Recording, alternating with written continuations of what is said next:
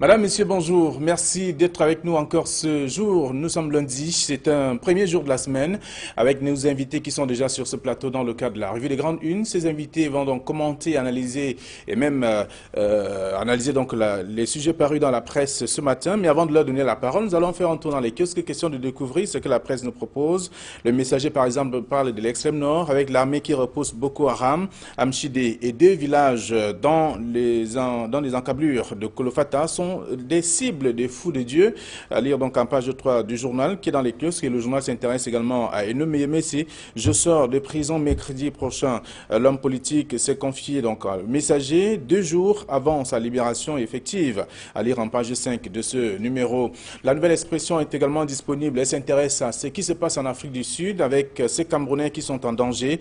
Donc certains de nos compatriotes sont agressés et menacés de mort depuis 2 semaines déjà. Silence des autorités camerounaises, les témoignages de détresse et quand même les extrémistes trahissent d'ailleurs Nelson Mandela, c'est à dire dans le journal, carrément un dossier que propose la Nouvelle Expression sur la question. Le journal s'intéresse également aux nouvelles du front. Boko Haram tue à nouveau 15 habitants du village Bia dans l'arrondissement de Kolofata ont été assassinés par des éléments d'Aboubacar Chekao. À lire en page 5 de ce numéro également la Nouvelle Expression. L'Œil du Sahel est aussi disponible. Il s'intéresse à Bia.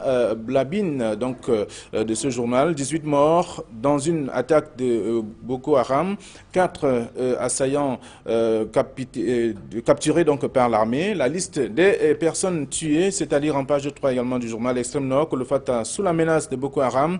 La secte contrôle tous les villages frontaliers côté Nigeria. À lire dans ce journal. Europe Plus s'intéresse à autre actualité, réalité ou rumeur. Issa Tchouma Bakari enveloppé par une affaire de 250 millions de francs CFA, c'est à dire dans le journal en page 3 de ce numéro.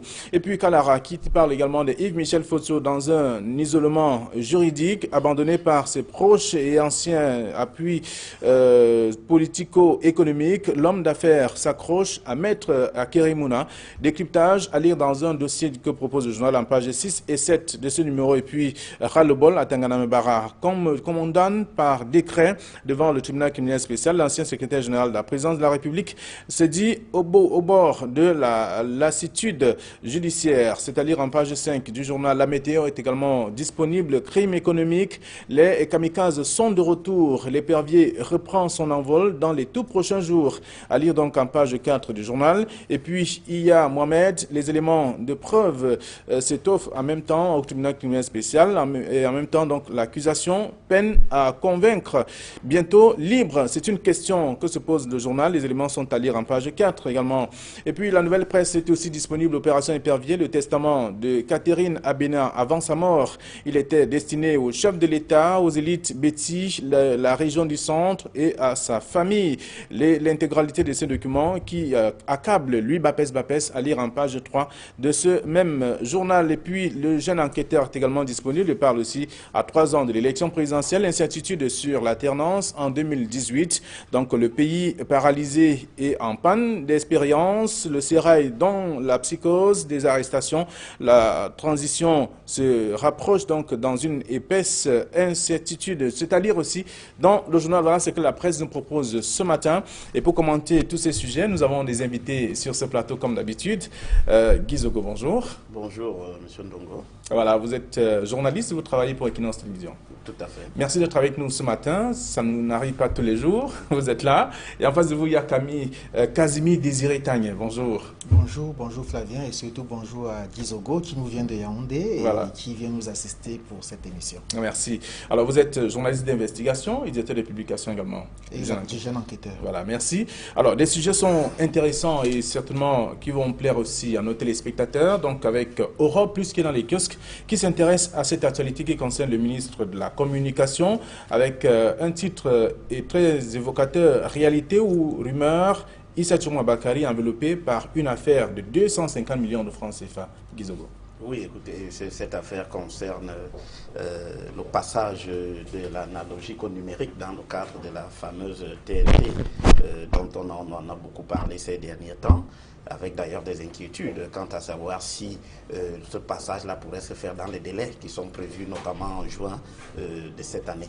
Donc il se trouve qu'il y a un marché qui a été passé, mais dans des conditions qui sont assez douteuses et qui fait effectivement qu'il y avait 250 millions de francs CFA en jeu. Il y aurait donc eu, pour reprendre une expression qui est chère à certains de nos proches, des micmacs.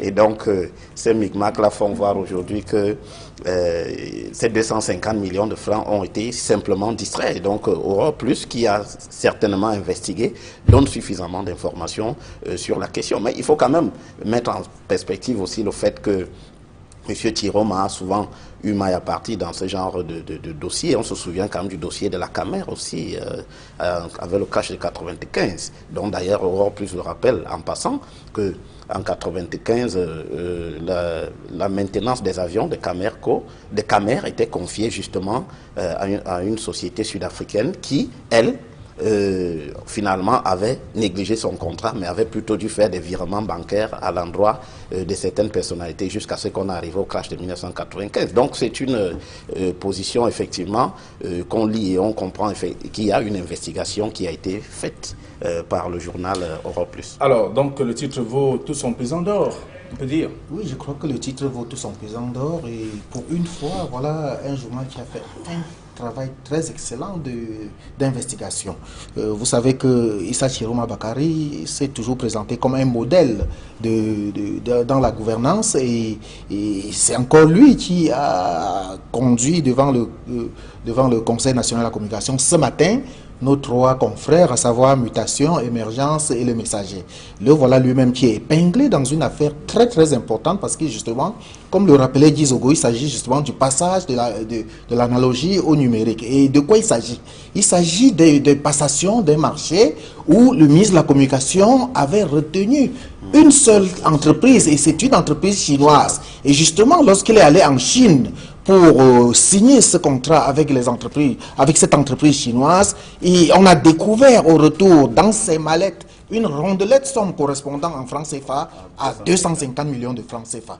Donc il faudrait, lui qui est très disert, qu'il organise peut-être une conférence de presse pour nous dire de quoi il s'agit. Mais ce n'est pas la première fois, comme l'a rappelé Guy Zogo, que notre ministre de la Communication est épinglé. Vous vous souvenez de tout ce qui se passe avec Amadou Ramouké en ce moment. Lui, en tant que PCA de la CRTV, il est également impliqué.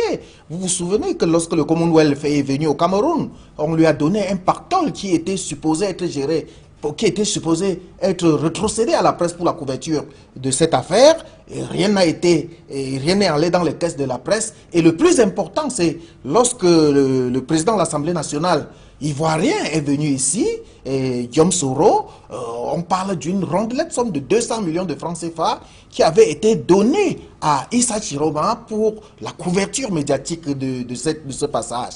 Donc il y a tellement d'affaires qui démontrent que notre ministre n'est pas aussi blanc que ça, mais ce qui me paraît intéressant dans le dossier publié par notre confrère de Europe Plus ce matin, c'est la manière dont ils ont procédé pour recouper l'information. Ils sont allés vers le ministre de la Communication en personne, qui estime que c'est parce que les gens veulent sa place, les gens veulent sa tête et tout. Donc nous ne serons pas surpris s'il organise une conférence de presse ces jours pour dire que c'est parce qu'il a des ennemis, il a reçu des autres instructions et que ces gens. Alors en le faisant, il va allumer le feu sur la question, Guy Zogo. Oui, mais il faut dire d'ailleurs que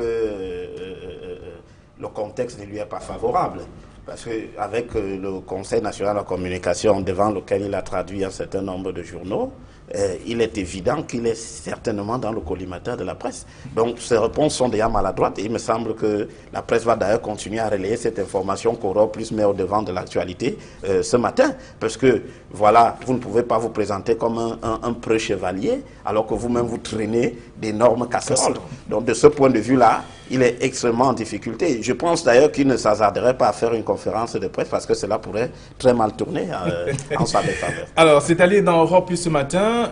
Réalité ou rumeur, Issa Tchouma Bakary enveloppé par une affaire de 250 millions de francs CFA.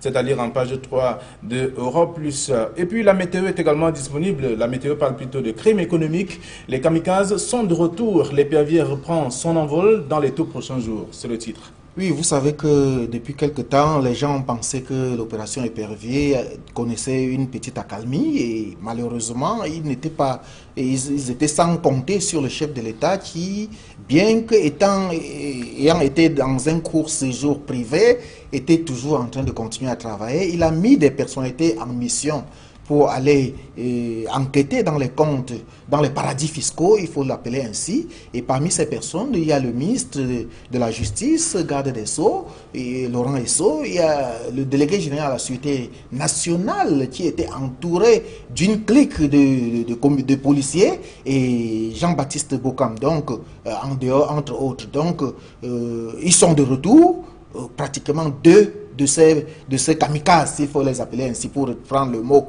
de la météo, sont de retour. Le dernier est annoncé pour arriver d'un moment à l'autre. On attend le rapport qu'ils devront commettre pour démontrer qu'est-ce qu'ils ont trouvé en Occident, parce que à leur départ, on leur avait donné les noms, les numéros des comptes et tout ce qui pouvait leur faciliter la tâche pour nous ramener de bonnes informations. Donc, on attend très sereinement le rapport de cette commission.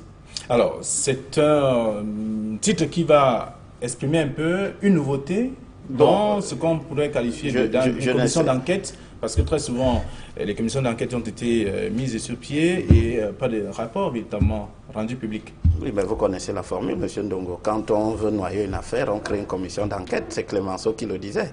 Donc, ça n'a pas fondamentalement changé. Mais je voudrais dire au sujet de ce dossier que, première constatation, cette mission qui avait été confiée d'abord à Amadou Ali a fait un flop. C'est clair, puisqu'on a dû reconfier la même mission à d'autres personnes. Mais espérons que les données ont été bonnes. Parce qu'on s'est rendu compte, après une contre-enquête, que les fameux comptes bancaires qui avaient été donnés étaient pour la plupart faux, ils n'existaient pas. On avait attribué des montants à des personnalités, 500 millions dans telle banque. Donc, parfois, les établissements bancaires n'existaient même pas. Donc, c'était un acharnement. C'était un travail qui était fait à la 642. Il était fait négligemment. Donc, on a reconfié la mission à d'autres personnes. Mais on peut craindre simplement que dans le jeu de massacre auquel on assiste actuellement dans le sérail, chacun voulant paraître très beau aux yeux du président de la République, que ce genre d'opération ne soit utilisé pour flinguer des personnes qui n'ont absolument rien à voir. C'est noble qu'on ait effectivement songé à aller traquer cette affaire, parce que les Camerounais se posent des questions. Ça fait depuis 2006 qu'on a lancé véritablement l'opération Épervier. Combien d'argent a été recouvré?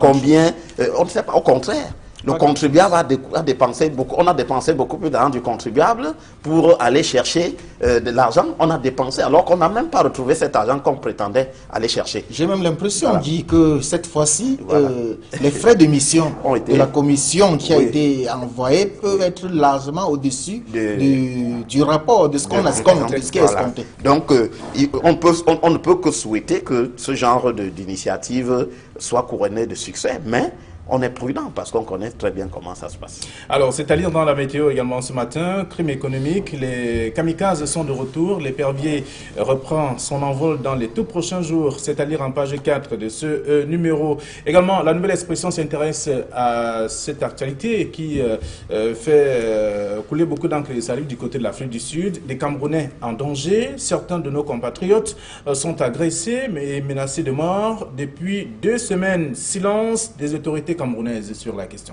C'est justement le silence des autorités camerounaises qui nous inquiète, parce que dans l'article que nous avons lu, il y a un très grand reportage d'un de nos confrères, Salman Ababo, qui est en Afrique du Sud, qui lui-même a été victime de ces exactions. Et jusque-là, le gouvernement ne dit rien, c'est le silence radio. Voilà un pays qui était déjà en train d'être cité comme un modèle, à savoir l'Afrique du Sud, depuis le passage de Nelson Mandela. Maintenant, à quelques années seulement de la mort de Nelson Mandela, il prennent la même xénophobie et c'est une honte totale pour l'Afrique. Il faudrait pas seulement que les Camerounais réagissent, que les autorités camerounaises réagissent, mais que l'ensemble des Nations Unies, c'est-à-dire de tous les pays du monde entier, réagissent pour condamner avec la plus grande énergie ce qui est en train de se passer en Afrique du Sud, puisqu'il est signalé que lorsque vous êtes identifié comme étant un nègre, c'est-à-dire un noir, un homme à la peau noire et non sud-africain, vous êtes traqué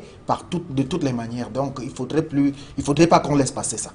Alors la situation paraît grave si l'on s'en tient au titre de la Nouvelle Expression ce matin. Des Camerounais en danger en Afrique du Sud. Oui, des Camerounais, on a lu tous l'histoire de Amabo qui nous a assez stupéfaite parce que c'est quelqu'un qui est installé en Afrique du Sud et il raconte très bien que, heureusement, ça c'est un peu l'aspect positif, il raconte quand même que ce sont aussi des voisins qui ont dû appeler la police qui est intervenue au moment où lui il s'apprêtait à sortir par une fenêtre alors que son domicile était attaqué et qu'on avait déjà cassé d'ailleurs une porte et que ces gens l'auraient certainement assassiné. Donc il y a quand même des Sud-Africains, ça peut être un espoir, qui comprennent que ce n'est pas forcément la bonne posture à avoir. Mais au-delà, la vraie interrogation c'est de voir qu'au-delà du vernis Nelson Mandela, l'Afrique du Sud aujourd'hui, c'est quoi? L'Afrique du Sud n'a pas survécu, effectivement, à Nelson Mandela. Non, c'est pas évident. Que Nelson Mandela était ce grand monsieur derrière lequel on avait abrité toutes les difficultés de l'Afrique du Sud. On avait fini par confondre l'Afrique du Sud à Nelson Mandela, mais on se rend compte, juste quelques années après sa mort, que ce n'est pas le cas.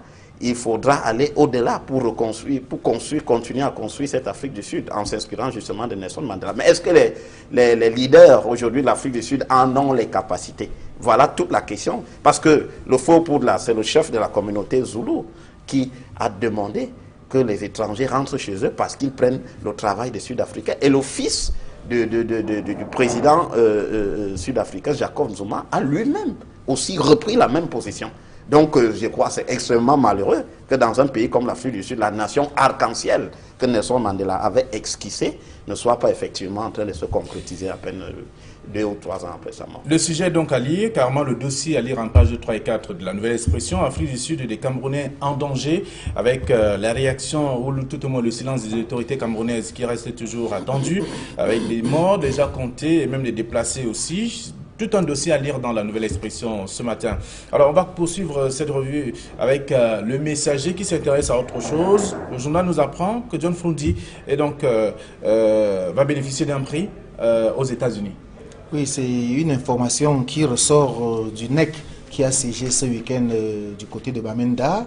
Et nous sommes surpris de constater que pour un prix qui est offert, qui doit être offert par une petite organisation, le SDF en fait tout un tralala. Bon, peut-être c'est tout à leur honneur, puisqu'ils n'ont pas l'habitude, les membres de ce parti, de bénéficier de ce genre de prix. Donc, je n'ai pas beaucoup de commentaires là-dessus. Alors, le journal je souhaite seulement bon voyage à John Froundi qui s'en va prendre son prix et qui devrait leur permettre de célébrer avec faste les 25 ans du SDF prévus pour bientôt, puisque vous savez que le SDF est né un certain 26 mai 90. Alors, le journal le présente comme un artisan de la paix. C'est à ce titre qu'il va recevoir donc un prix aux États-Unis. Bien, enfin. Dit le Messager. Oui, mais je pense que de toutes les manières, le SDF peut battre sa coulpe, effectivement, avec un prix comme celui-là. Donc, essayer de se donner de l'importance et tout. Mais il faut quand même, il faut savoir, gré à Froundi, d'avoir contribué. Oui, on peut. Si on fait une lecture depuis au moins les événements de 1990, il faut savoir, gré aussi au SDF et à Froundi, d'avoir, d'une certaine manière, d'être contribué à la paix. Peut-être même si cette paix est entendue selon la même vision que le RDPC, c'est-à-dire qu'amener les Camerounais à ne pas forcément revendiquer un certain nombre de choses ou finalement faire alliance avec le RDPC d'une certaine manière. Exact. Et donc, il faut quand même marquer 2 grands temps forts dans l'évolution du SDF. Il y a d'abord le SDF de 90 qui est assez pugnace, qui est résolument opposé au régime. Mais dans cette mouvance-là, le SDF en 92, on aurait pu arriver effectivement à une guerre civile suite à la crise électorale. Donc le SDF n'a jamais voulu en arriver là. Ça, il faut saluer effectivement ce sens du patriotisme de Ni John Fundi. Mais après 90, après le virage de 97 et tout le reste, c'est un autre SDF qu'on a vu qui est rentré dans l'appareil d'État, qui bénéficie aujourd'hui d'un certain nombre de privilèges et qui parle d'une certaine manière le même langage que le RDPC. Et qui donc peut être compris effectivement, on peut comprendre cela comme un parti qui lui-même participe à maintenir la paix au Cameroun. Voilà. Et dont les Américains. C'est la raison pour laquelle il va bénéficier donc du prix aux États-Unis. C'est à lire en page 2 de Le Messager de ce matin. Alors on va clôturer cette émission avec le jeune enquêteur qui s'intéresse à 3 ans, qui s'intéresse donc à l'incertitude sur l'alternance en 2008 au Cameroun. 2018. En 2018, donc à 3 ans de l'élection présidentielle. Oui. Oui. Oui, bien sûr, mais je crois que le directeur de publication est là, il est bien placé pour Pourquoi il le dit? Commencer par nous dire exactement. Justement, voici un pays formidable où à 3 ans de l'élection présidentielle, personne n'en parle, personne ne se désigne, personne ne se prononce. Et pour peu que vous en parlez, ça devient un sujet tabou. Vous êtes taxé de subversif, nous espérons qu'on ne doit pas nous taxer de subversif, mais nous posons là un problème très important. Parce vous dites que le pays est paralysé. Le pays est paralysé justement parce que personne ne se prononce. Et le chef d'État lui-même ne donne pas de signaux pour faire croire qu'il est candidat, qu'il sera candidat ou pas. Et encore, faudrait-il savoir si sa santé, son âge et tout ce qui l'entoure peut lui permettre d'être encore candidat. Et nous disons que de plus en plus dans les chaumières, on parle de l'éventualité de la non-présentation de sa candidature en 2018. Nous ne savons pas. Il faudrait que... et puis, dans son entourage même, rien ne se dessine. Tout au contraire, je me demande même si, c'est ça la question que nous nous sommes posés dans le journal, si on lui dit exactement la réalité du pays, s'il est au quotidien, s'il est au fait de ce qui se passe avec le chômage des jeunes, avec les problèmes de part et d'autre, et tout ce que nous sommes en train de vivre, le taux de croissance du pays qui est pratiquement très bas, et jusque-là, on lui fait croire que tout est bon, et vous savez, ils ont raison, parce que ce sont des créatures du chef de l'État. Bon, mais il faudrait que parmi ces créatures, qu'il fasse au moins comme son prédécesseur l'avait fait en désignant quelqu'un qui peut être là pour l'alternance. Même si ce n'est pas pour 2018, mais jusqu'ici, on ne voit personne. Pourtant, dans les pays bien organisés, vous savez ce qui se passe actuellement en France ou bien même en Côte d'Ivoire ou n'importe où, on sait à peu près dans 2-3 ans qui pourra être candidat à l'élection présidentielle. Alors, vous y croyez, Guy Zogo, à une certaine alternance au Cameroun? Oh, ben écoutez, c'est tout à fait... Si au sein de ces partis politiques, on ne parle pas d'alternance? Oui, bien sûr, comme dit M. Tanier, effectivement, c'est une sorte de serpent de mer, l'alternance au Cameroun en 2018. On n'en est pas éloigné. Donc, mais je voudrais dire que dans le sérail, les gens vous disent le plus sérieusement du monde, mais le président Biya est candidat en 2018, il n'y a pas mieux. C'est ce qu'on vous dit quand vous parlez avec des gens d'un certain rang. Mais je crois qu'en analysant sereinement, on se rend compte qu'il y a des gens qui sont mus par la peur. Il y a au moins 2 catégories de personnes qui font ces affirmations. Il y a d'abord ceux qui sont mus par la peur parce que quand vous êtes devant elles, quand vous êtes devant eux, ils vous disent oui, ben, en 2018, le meilleur, parce que parfois ils se demandent bien si vous n'allez pas répercuter ça ici. Après, eux-mêmes ne seront pas dans le collimateur parce que peut-être ayant absolument affiché leurs prétentions. Alors maintenant, il y a ceux vraiment qui sont les créatures du chef de l'État. Et donc ce courant-là, notamment M. Famdongo et Mme Foning, paix à son âme, qui disaient déjà, depuis 2 ans maintenant, que en 2018, ce serait la candidature du président Paul Biya. Donc, rien effectivement ne permet de voir actuellement dans les signes qu'il peut avoir, il pourrait lâcher du lest, il pourrait recourir à autre chose, passer la main, quoi, si vous voulez. Bon, mais quand vous discutez aussi avec le RDPC, on vous dira, ben écoutez, sur le plan constitutionnel, on a un président du Sénat, et il est prévu quoi dans la Constitution? Si le président a empêché, nous sommes en démocratie, les Camerounais, on va demander l'avis des Camerounais et il y aura une élection. Mais il n'empêche que, effectivement, le dauphin présomptif, il doit toujours avoir un dauphin. On peut quand même savoir qu'après le président, tel pourrait prendre la chose. Et sur ce plan-là, le Cameroun est très mal loti, contrairement à d'autres pays où on voit quand même des gens qui peuvent prendre la relève à tout moment. Pas une seule, plusieurs personnes qui peuvent le faire. Les créatures de Biya ont réussi à créer une chanson, Paul Biya, 7 ans. Voilà.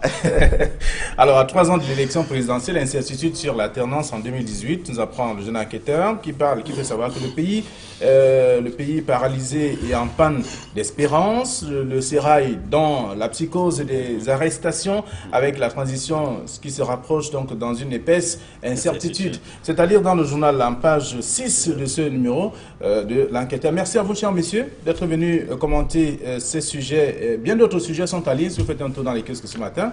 Merci Kizogo. Merci. Vous êtes parti de Yaoundé pour intervenir dans ce programme. Merci à vous et bon retour. Merci. Merci également à vous. Merci Flavien, merci à Guy et surtout merci à nos téléspectateurs qui sont du côté de Bilongué, qui ont une présidente de fan club de la revue des Grandes Unes qui s'appelle Doris Kenya Rijoal. Bien entendu, merci. Allez, à vous également, chers téléspectateurs, merci d'être nombreux à regarder les programmes d'Equinox Télévision et également à aller dans les kiosques vous procurez un journal, un exemplaire pour lire ce que la presse nous impose comme actualité. Allez, bonne journée et à demain 9h30. Au revoir.